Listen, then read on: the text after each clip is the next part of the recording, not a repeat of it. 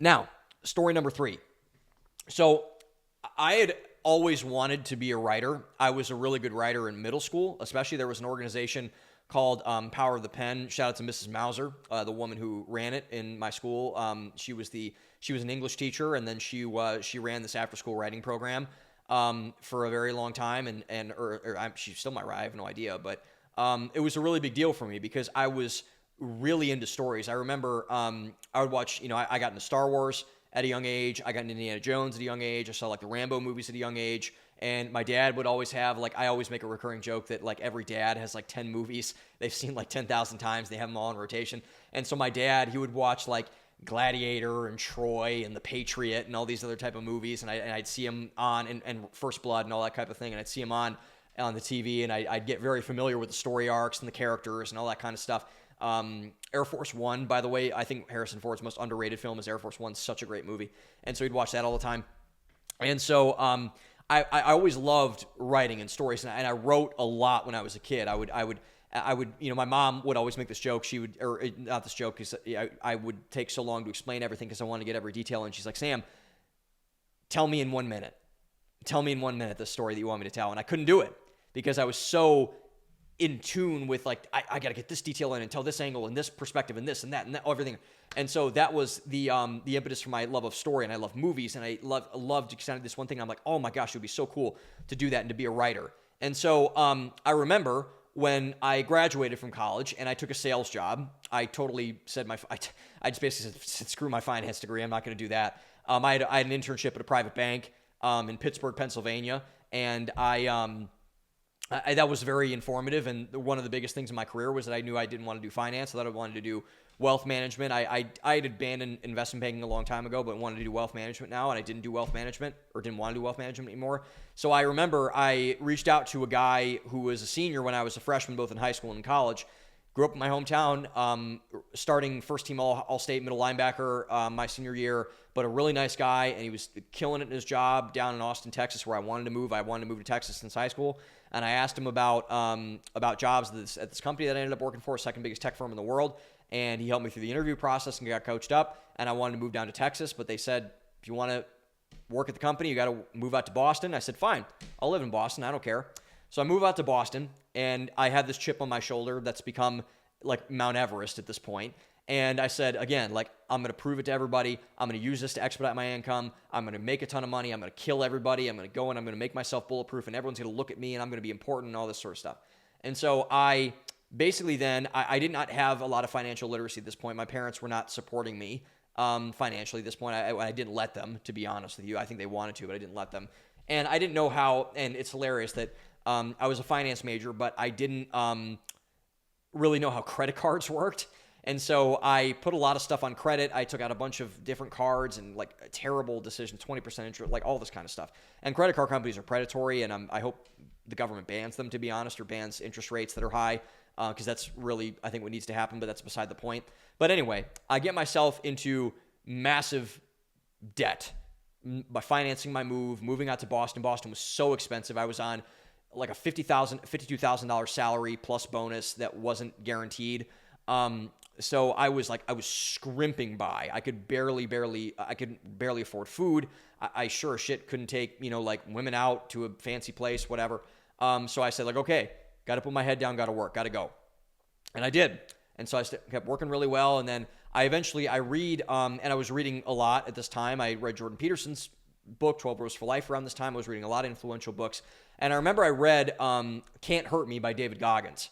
And I love Goggins. And Goggins I was like, whoa, like this guy is kind of like everything that people says he is. He's kind of nuts, but he's also like, I love like what he says and his message and all this kind of stuff. And so I remember reading Goggins' book, and I said, respectfully, like, who in the world would publish this? Like, who in the world would, like this is like he's swearing all the time and he's doing this and saying all this wild stuff. And so I look in the back and I expect to see like Simon & Schuster, Penguin Random House, HarperCollins, like one of these big, publishing companies. And I don't see that. And I see a company called Scribe Media. And I'm like, who the heck is Scribe Media?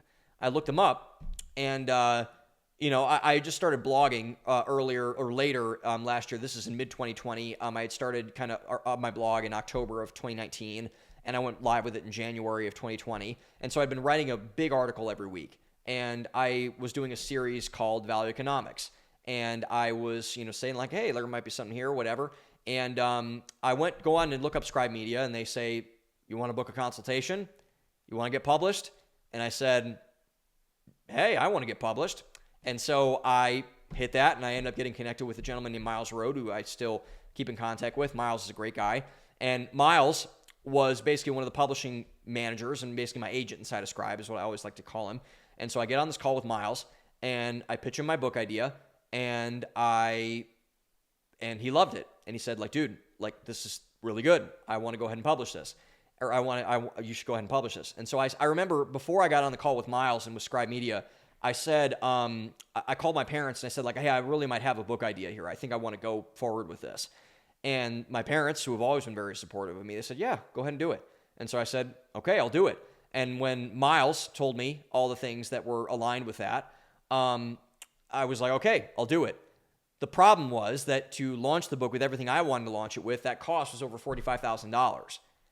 I didn't have $45,000. I didn't have that amount of money. And so I took on a $45,000 obligation. I'm 22 years old, 23, I think at this time, 23 years old. I'm barely making any money. I'm betting on the upside. I said, I'm going to get an account executive position. I'm going to close $1 million deals. I'm going to sell cloud software to everybody else. And I'm just going to bankroll this whole thing on the back end. And so stupidly, perhaps in some ways, maybe not, but perhaps, I took on a $45,000 loan essentially and used that loan to put it on credit, mostly on credit cards, high interest rate credit cards that I was paying on every month. Credit score tanked, was in the toilet. And so I remember, and because Miles asked me, he's like, hey, how far are you in the book? And I said, well, the book's done. And he said, what? And he said, yeah, like, is that not how authors come to you guys? And he said, no. Like most authors, like, come to us with a very unfinished product and expect us to finish everything. And I said, well, I'm ready to go now. Are you ready to go? He's like, yeah, I'm ready to go. And so I sent him over the manuscript. We get going. And then so my book's going to come out on June 28th of 2022. This is late 2021. I just moved to Austin at this point, a month earlier. And I have this book coming out. They send me copies. I'm like, oh my gosh, this is amazing. And I said, you know what? This is going to be my rocket ship. This is going to get me out of sales. I'm going to be famous. I'm going to go on Joe Rogan. Jordan Peterson's going to call me.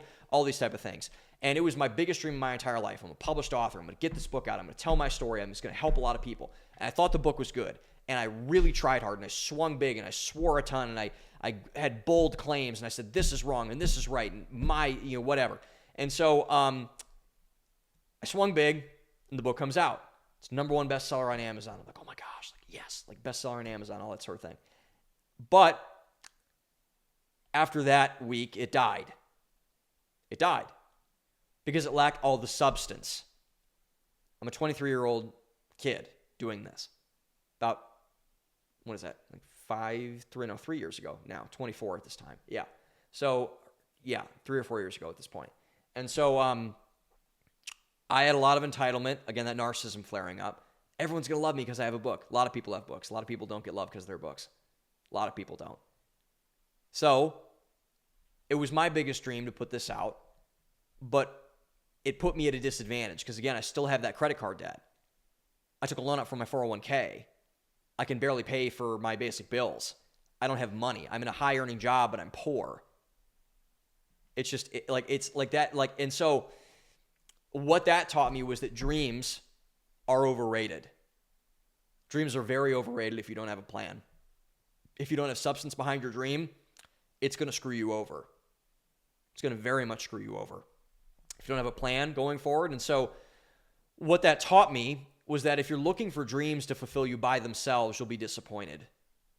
You'll be very disappointed if you're just thinking like, oh, I'm going to follow my dreams. That's why I hate the follow my dreams. You can do anything you want people. Because they're liars. They're liars. It's not true. If you're looking for dreams to fulfill you, you're going to be disappointed. And you're probably going to be more than disappointed. You'll be screwed. Because you have nothing backstopping your own ignorance. I have nothing against dreams in a proper place. But if you take them out of that proper place, you'll end up being like me. Broke, in a great job, with a book that I thought was good. I still think it's good. Although it's not my best work for sure. I look back on it more. I'm like, oh my gosh, that probably wasn't as great as I thought it was. But It formed the foundation for my companies, my businesses, all that kind of stuff. The show, the Value Economics Show, is so because of that first book that I wrote, laying back to the first article I wrote more than 5 years ago now, almost 6 years ago. And it was, it really, like, it led me to being, again, I got what I wanted. I got the status from all the, oh my God, you're a published author, 23. What the heck is this? Making a great job, tech sales, big guy in Austin, Texas, whatever. But it screwed me over internally, and it really, really wrecked me for a very long time. I didn't know what to do.